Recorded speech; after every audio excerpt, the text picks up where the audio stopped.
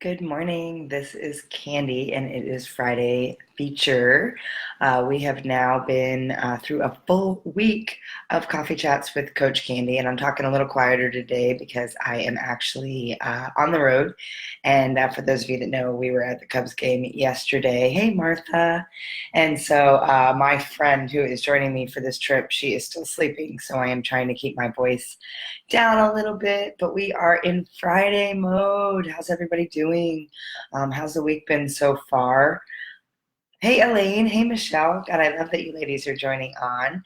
Happy Friday, y'all. It's awesome. It's been great to see you all week. You get me a little scrubbed out today. I am technically on vacation. Cubs won yesterday. Yay. So anyway, I want to first, before we jump into Friday feature, I want to see how the week's been going for you. We've had a lot of discussion, stuff around mindset, things around training, the imaginative space. How's everybody doing right now? Cubs did win 12-4. Absolutely. It was a fantastic game. We stood all day yesterday, but it was a fantastic game. So how's everybody doing this week? How's your challenges? Has anybody shared their imaginatives with anyone yet? How you guys doing? Good morning, good morning. I love this. Go Cubs. You guys are sweet. Being bold this week. How are you being bold, Martha? Would love to hear. What's your big bold this week?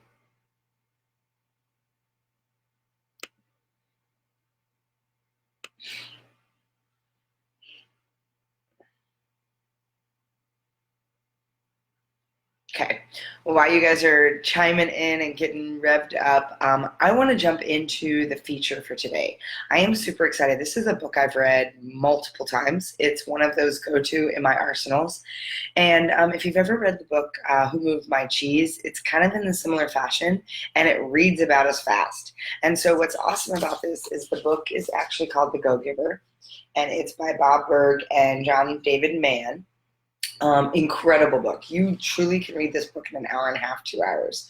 It's a very quick read. It's a fable, and it's really awesome in terms of helping you kind of see a different perspective and maybe put things into perspective. And so, let's see, Martha, telling my being you're a big imaginative, learning how about being a facilitator. I love that.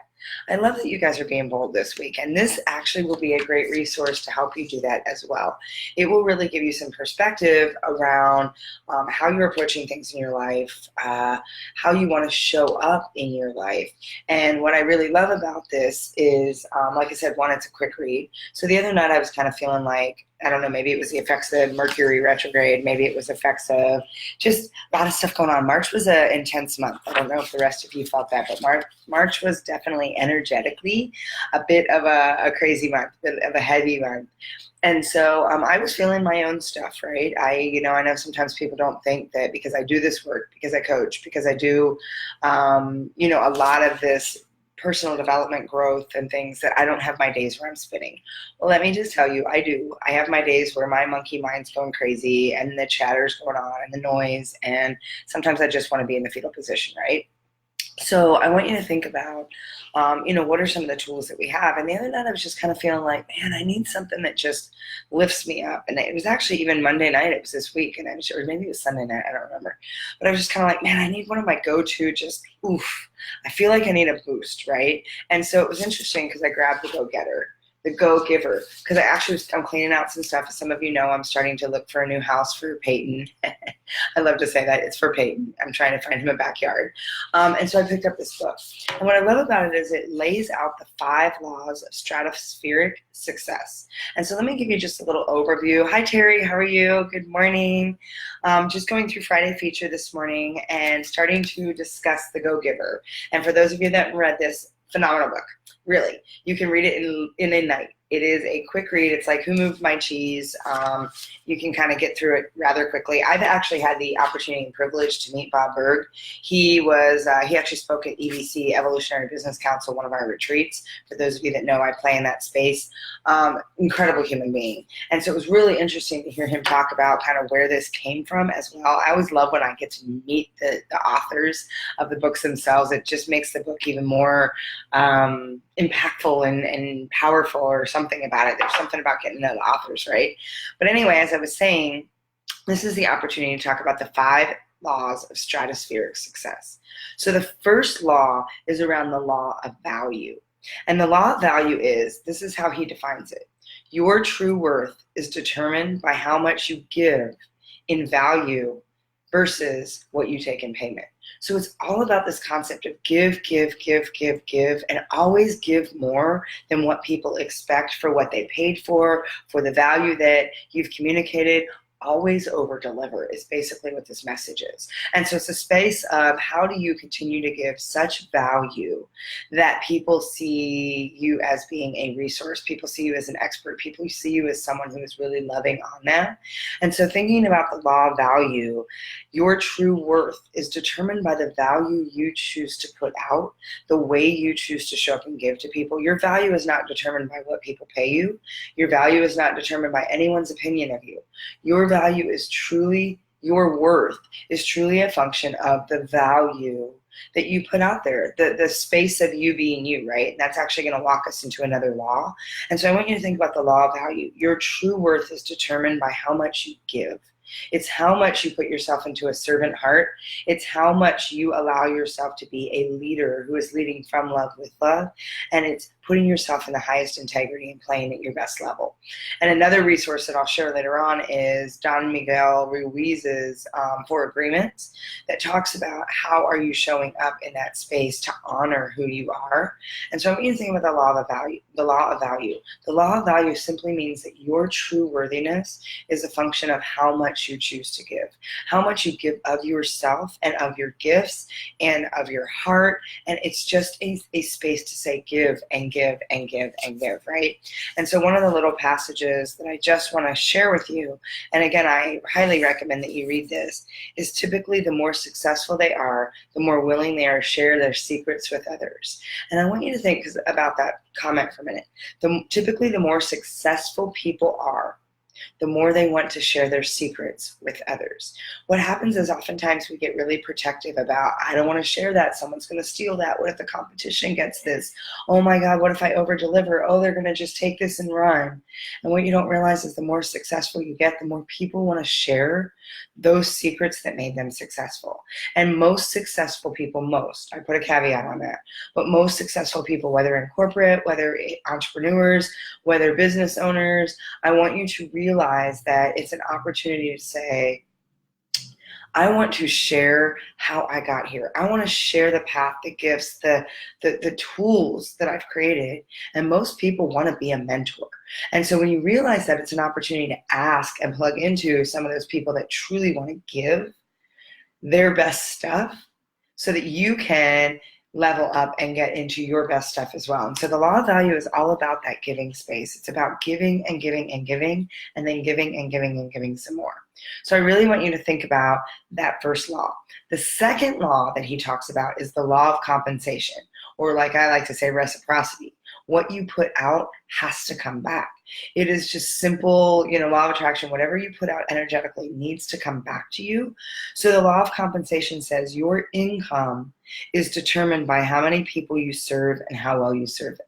So the idea is that you don't have to keep charging like maybe crazy, ridiculous amounts for that one person. It's an opportunity for you to give and give and give. So tap into the law of value and give to more people. And the more people you serve and the more impact you create, the more you are going to be effectively compensated for that value that you're putting out into the world. And so I want you to think about that, right? I want you to think about the fact that you have an opportunity to serve more people.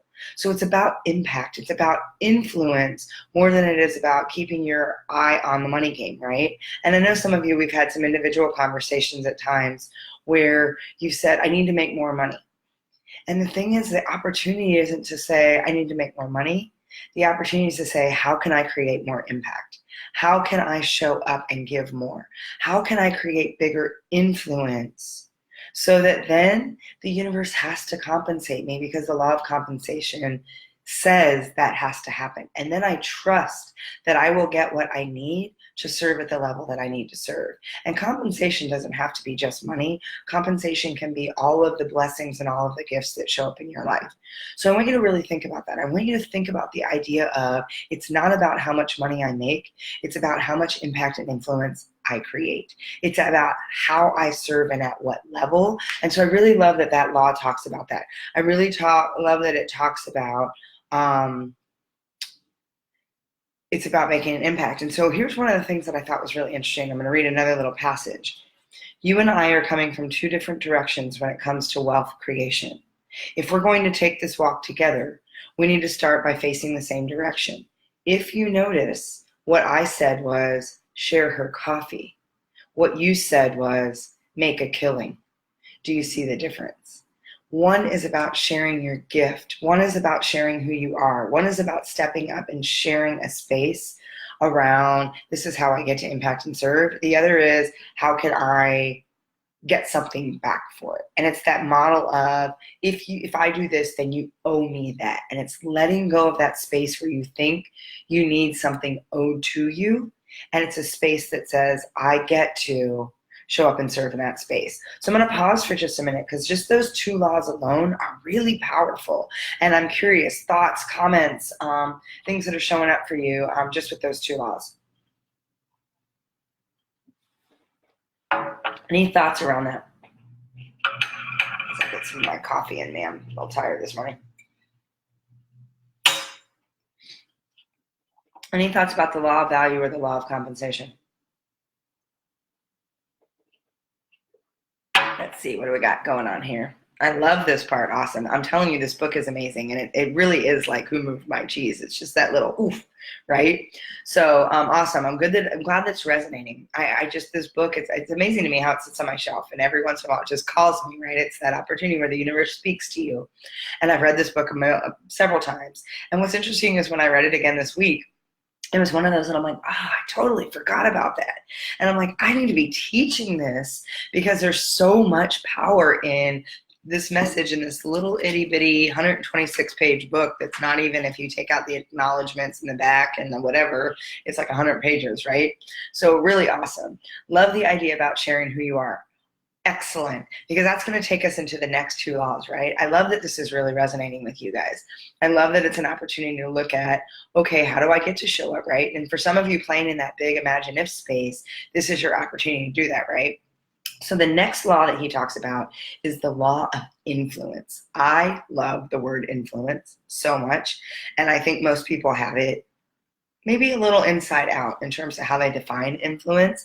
And so I love that he says, or they say, I guess it's both of them, that they say, let me see if there's any other, what way better than thinking money first, the focusing on how I can impact people's lives. Terry, that is an excellent point. I will tell you, I used to look at my business and say, I'm going to build a 7-figure business. I'm going to build multiple 7-figure businesses. I want to make $1 million, blah, blah, blah. And couldn't understand why I kept getting stuck. I was really getting stuck at climbing over that next hurdle. And it wasn't until one of my coaches said to me, stop focusing on making $1 million and start thinking about serving 1 million people. And as soon as I changed the language, I mean, literally the moment I said, oh, because I could feel it in the depths of my body. I like got that really tingly vibration, kind of the chills that, you get. And instantly it was clear to me, oh my gosh. And I think about even those of you that are doing the funnel challenge with me, when Russell Brunson talks about if you are serving and nurturing your list, you can, even if you're doing the worst things possible, like you're just not fully putting things in the best, you can expect that for every person, for the number of people in your list, that you'll get $1 per person a month for the year. So when you start to think about that, it makes sense, even if it wasn't directly from each person. If I'm serving 1 million people, I guarantee I'm going to be compensated to make sure that I can create that impact and influence. And so I love that because it really shifted when I got into that space where I'm like, this isn't about making $1 million. This is about serving millions of people. Ooh, that gets juicy. That gets really good. And that's that drive that gets me up in the morning. That's that, and we're gonna talk about Ikigai later on, but that's that very thing that wakes me up in the morning that says, I get to do this. I have to do this. This is a necessity because I need to serve these people. There's a million people that need this message. There's more than a million people that need this message. And when you think about that opportunity, you stop hanging on to something that's a scarcity model mentality, and you move yourself into a more expansive, open, and allow yourself to get into a space around the law of influence. And the law of influence says your influence is determined by how abundantly you place other people's interests first.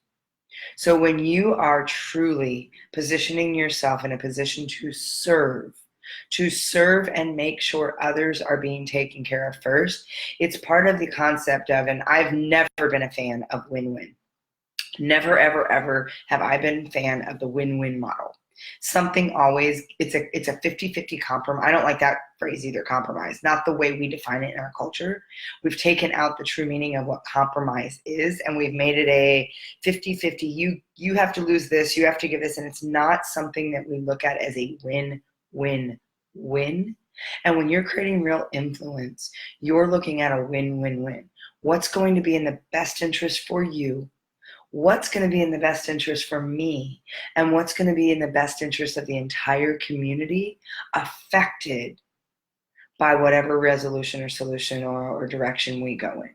When you start to look at, and notice how it's a 2-to-1 outside of you. I don't know how to do my math this morning. 2-to-1. It's outside of you. You and the community versus what's in the best interest for me. And when you are putting more out in terms of what's the best interest for others, you start to create a massive game of influence. Influence is about how can I elevate, how can I influence, how can I lift you? It might be helping to make the right connection. It might be opening a door for somebody. Because again, the universe has to compensate you for that somewhere down the line. And what happens a lot of times is we get caught in the mindset of one for one, tit for tat. And so we will say, well, I did for you, so you need to do for me.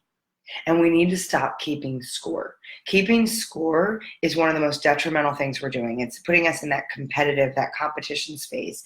And what's the opportunity that you have is that win-win-win equation says that if I do for you, I know that somehow, somewhere, the universe will make sure that things are okay and righted for me, and I don't have to worry about that.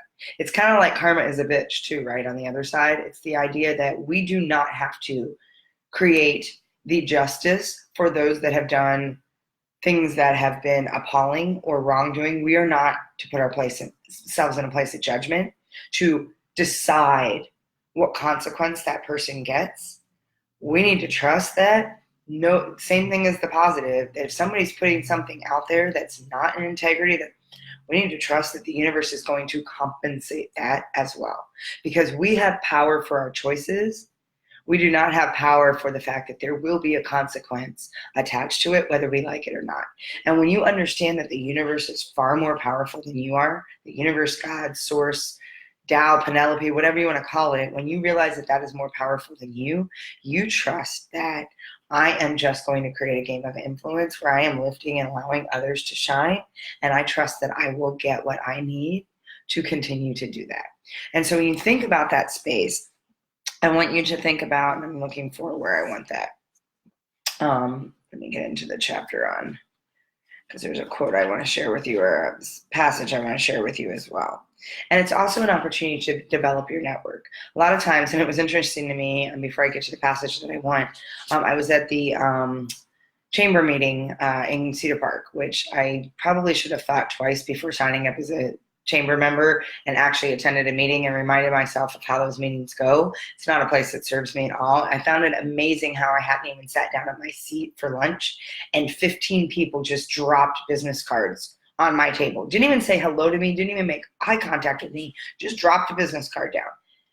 I will tell you that every one of those business cards that got dropped in front of me got scooched up because I'm don't want to litter. I literally threw them in the trash. I didn't even take time to look at one of them because there wasn't even a relationship that was built. I absolutely will not do business with people who don't make eye contact with me, who don't even know my name, who haven't even shaken my hand and said hello to me.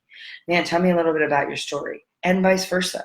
The only person I wanted to connect you with was the woman that energetically she called to me, that I sat down next to at lunch and had a beautiful conversation with.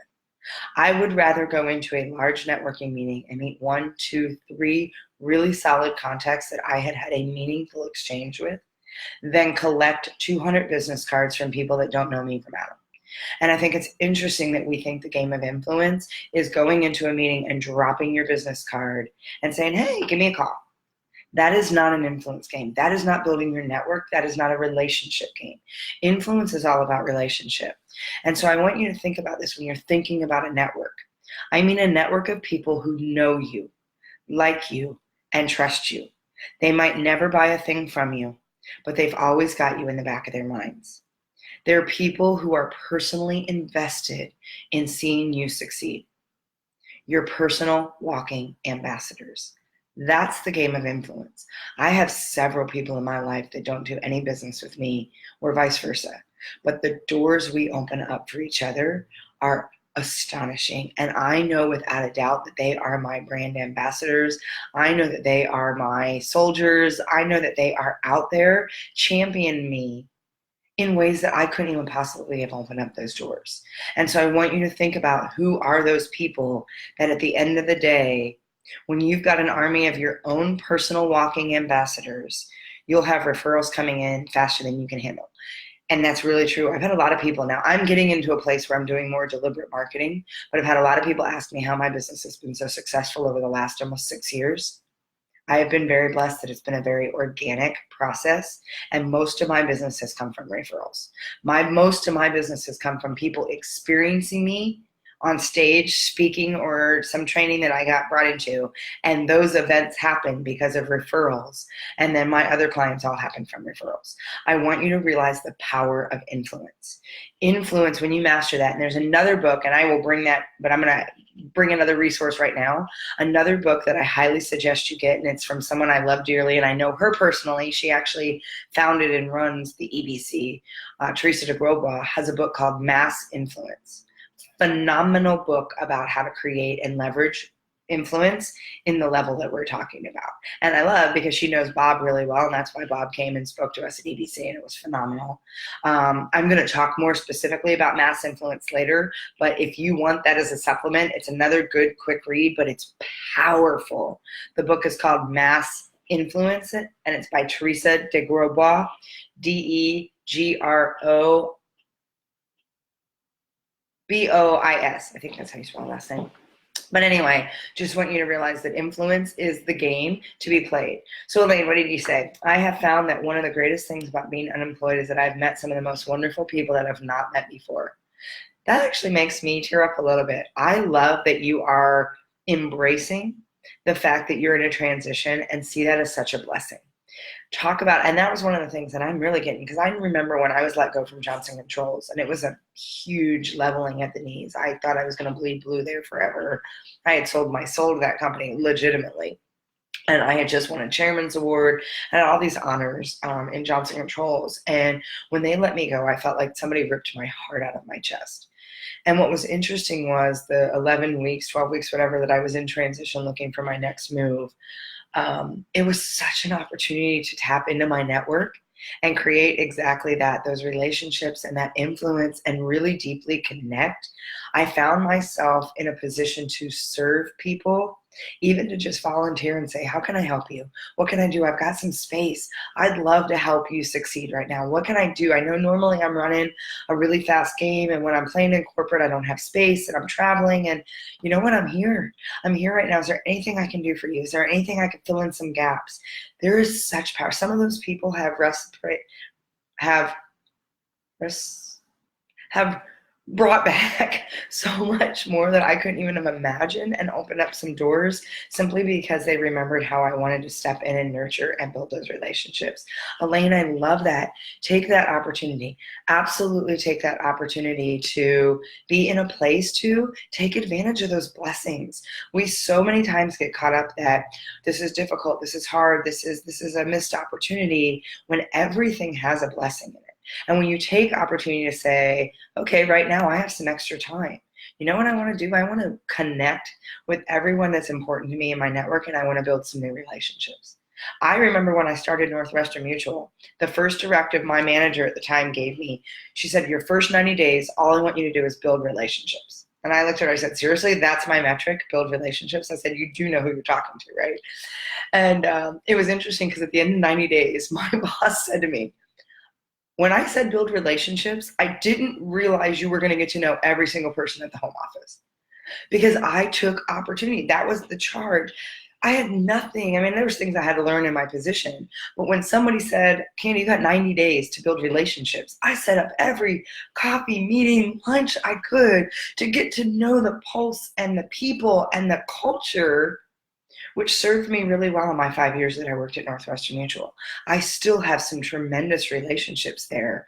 And it was because I had a charge of go create influence, go build relationships. And I had some huge champions there. I also had some people that didn't like me. Again, none of my business. I can't decide if you like me or not.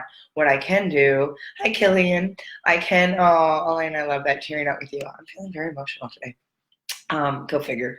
But that space of, it was so powerful, and it is still serving those relationships that I took time to cultivate and nurture. So I want you to think about the influence game, because here's another piece I want you to think about. When you base your relationships in business or anywhere else in your life on who owns what, that is not being a friend, that is being a creditor.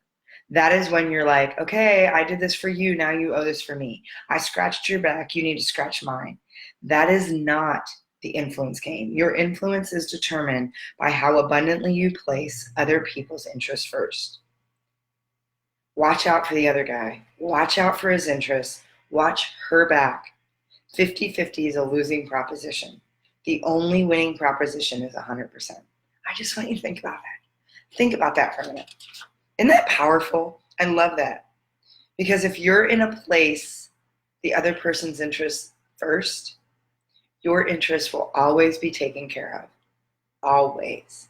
Some people call it, and I love this phrase, enlightened self-interest. I just think that's so powerful. And I'm telling you, there is nothing like the game of influence out there. So I want to keep hearing your thoughts, what's showing up as I go on to the next one, which is really important when you talk about the law of value, the law of compensation, the law of influence. I then want you to realize the law of authenticity.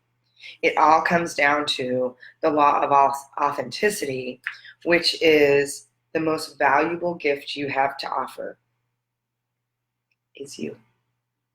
The most valuable gift you have to offer in any circumstance is yourself. And I want you to sit with that. I want you to sit with the fact that your genius, your gift is you. That is the most powerful influence game there is. It's offering yourself in integrity with authenticity. And so think about this. A genuinely sound business principle will apply anywhere in your life, in your friendships, in your marriage, anywhere. Not whether it simply improves your financial balance sheet, but whether it improves your life's balance sheet. When you show up authentically, when you show up and master the game of influence, you are creating a balance on your life balance sheet. You are creating success there, not just on your financial balance sheet. And I just think, how cool is that to stand in that space? And so you can excel by adding value. If you need money, add value. And if you need a lot of money, add a lot of value. And I just love that it keeps going back to how you give of yourself. And think about, we talk about, leadership is choice. It's about how it's a function of how you choose to show up. It's a function of how you choose to serve others. And it's a function of how you choose to take personal responsibility in that space. It's influence. It's you stepping up authentically. It's you stepping up in a place of integrity. And so when you understand that, and you understand the law of authenticity, you then have more power to serve at a higher and better level. And the last law, and this is a big one, and this is going to be a huge one for you, and this is one that I have to say personally, I continually work on. It is a work on process. I'm a work in process, I should say, or progress. It is something that I have not mastered yet. It is something I have found to be very difficult, and it's a function of what we've been taught in our culture. And the last law is the law of receptivity. The key to effective giving is to stay open to receiving. If you are going to give, and you're going to put value out in your highest and best capacity, you have got to put yourself in a place to receive at that same level.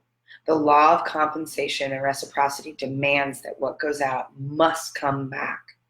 And if you are not open and have not created a channel to receive, you are diminishing the game of how you can give, and none of these other laws will be able to be intact at their fullest capacity without the law of receptivity. And I can't speak, it's Friday.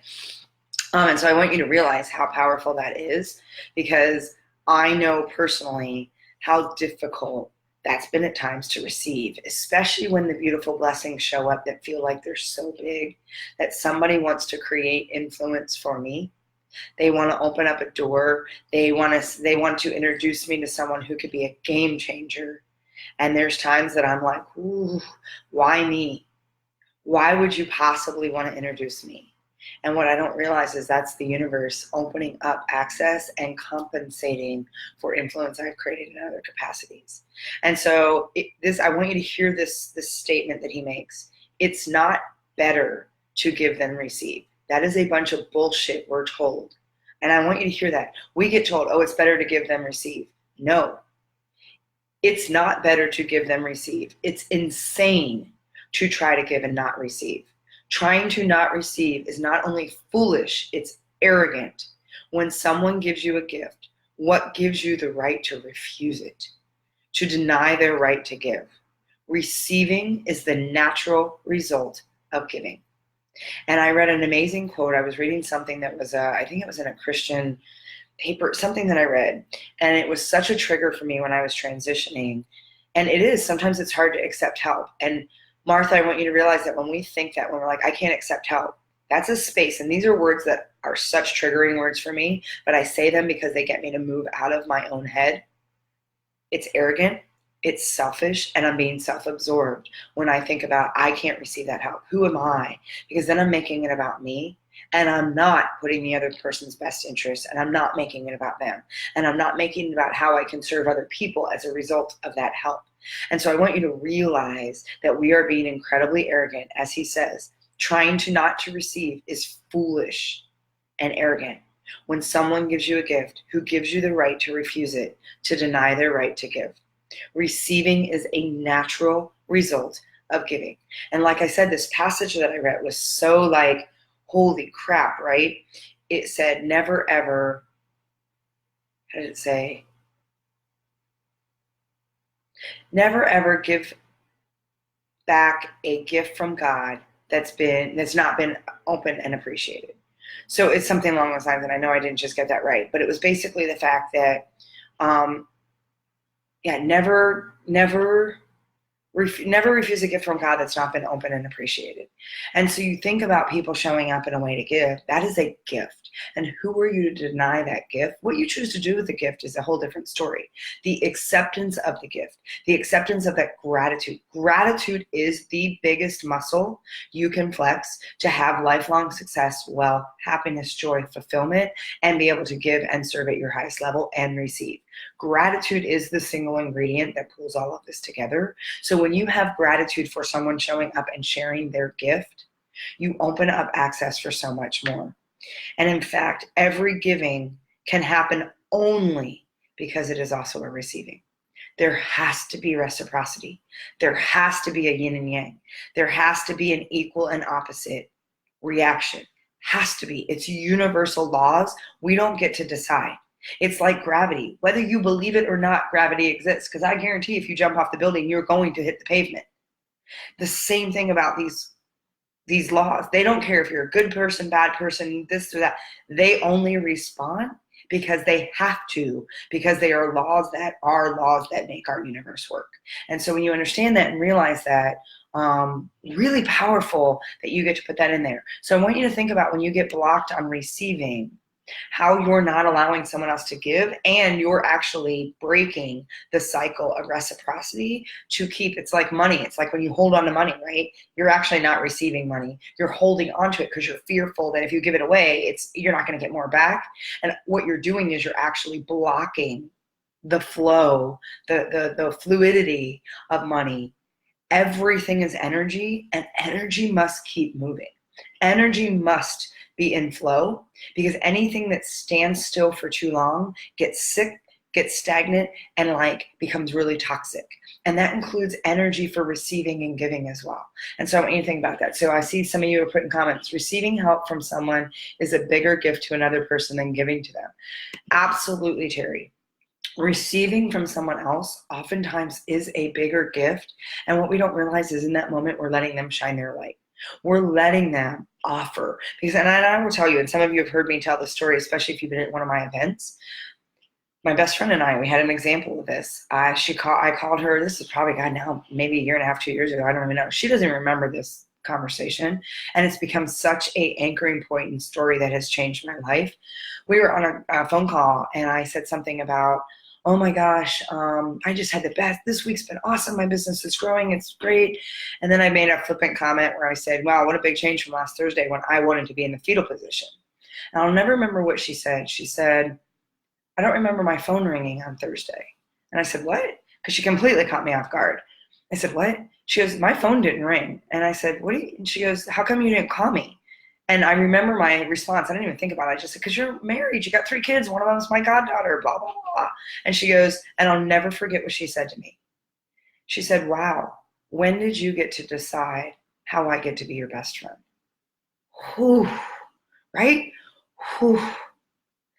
Because she then said, how do you feel when people reach out to you to ask for help, to ask for your advice, to ask for a shoulder to lean on?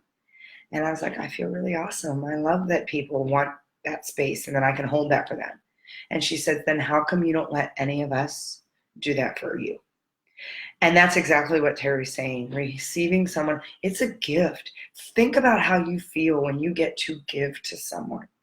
When we don't allow someone that same opportunity, wow, talk about arrogance. Talk about being selfish. Talk about being like, that's just us being all about us. It's not putting us in a place to be of our highest value. And so receiving a compliment, help, money, it gets easier as we get practice. Yes, it's a muscle like everything else. Gratitude and receiving are absolutely a muscle, and you can't do receiving without the gratitude. So practice the gratitude muscle. And I'm going to bring you so many tools to help you flex that muscle. There's so much work we can do in the gratitude space, but it is a muscle. And exactly that, everything requires practice. So I want you, when someone gives you the compliment, to learn how to simply say thank you. Don't do the thank you, I like your shirt too. Thank you. No, that's not receiving a compliment. When someone focuses something on you, simply say thank you. And then internally go, I receive that. I want you to say that. When anything shows up that's help, that's money, that's a compliment, that's a door being open, simply say thank you. And then tell yourself internally, I receive that. That alone will be incredibly powerful to help you shift, to open up more opportunity to receive. Elaine, so true. We often forget this. We do. And so I want you to think about that. So here, listen to this statement that he says. So the secret to success, to gaining it, to having it, is to give, give, give. The secret to getting is giving. And the secret to giving is making yourself open to receiving. Isn't that gorgeous?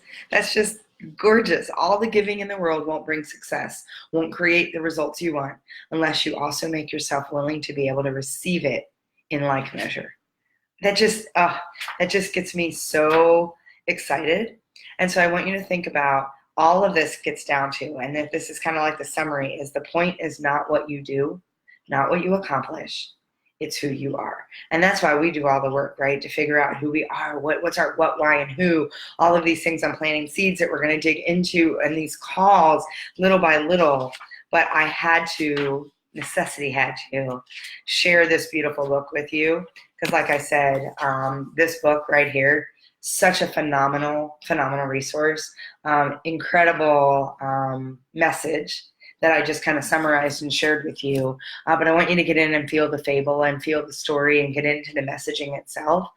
So I highly encourage you to read the book. I hope it's resonating for you. Good morning, Tim. Hope it's resonating for you. Some of the 5 laws of stratospheric success. And again, before we close, any thoughts, questions? We got a big week already. I love that you guys have been here. I love that you're participating full out. And so curious, any thoughts, any questions, any things to close out this first amazing, powerful week of Coffee Chats with Coach Candy? I do thank all of you for being here. I'll give you just a minute, see if there's any last comments. Otherwise, I'm going to wish you a very beautiful weekend and send you on your way.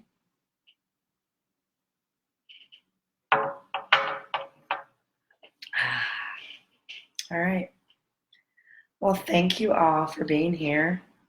I hope you have a phenomenal Friday. I hope you are finding ways to feed your mind, body, soul, spirit, and I hope you're doing things that are allowing you to play at a higher game and play at a higher level. Thank you, Tim. Thank you so much for that. Glad that it's resonating for you guys, and I look forward to doing this. I look forward for us to have these conversations on an ongoing basis.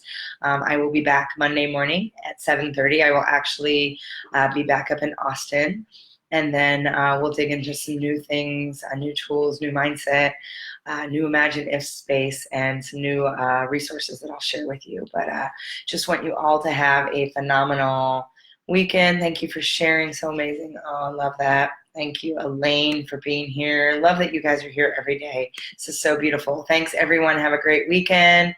And I'm so happy you're doing this. Oh, you guys fill my heart. I love you.